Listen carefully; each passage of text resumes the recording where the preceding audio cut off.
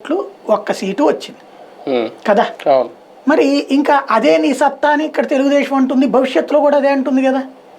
ఇప్పుడు తెలుగుదేశం పార్టీ తరహా ఎట్లుంటుందంటే 2014లో భారతీయ జనతా పార్టీ తెలుగుదేశం కలిసి పోటీ చేసినప్పుడు ఇలా 3% వస్తాయి బీజేపీ.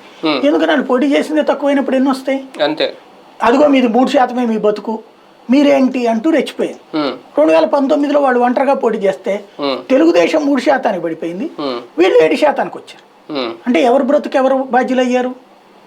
సీన్ కట్ చేస్తే నిన్న విడిగా పోటీ చేస్తే 14% వెళ్ళింది ప్రాక్టికల్ గా.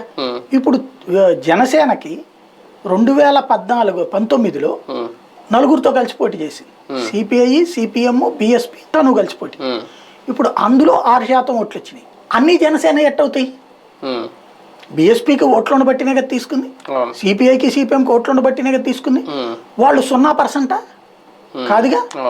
ఈ ముగ్గురు కలిపిన 8% ఓట్లే, ముగ్గురు కలిపినా సరే కదా. అంటే అప్పుడు నీ కెపాసిటీ 8%, అందులో మళ్ళీ వాళ్ళకి తీసేయాలిగా. కాబట్టి అప్పుడు నీ బిజినెస్ అది.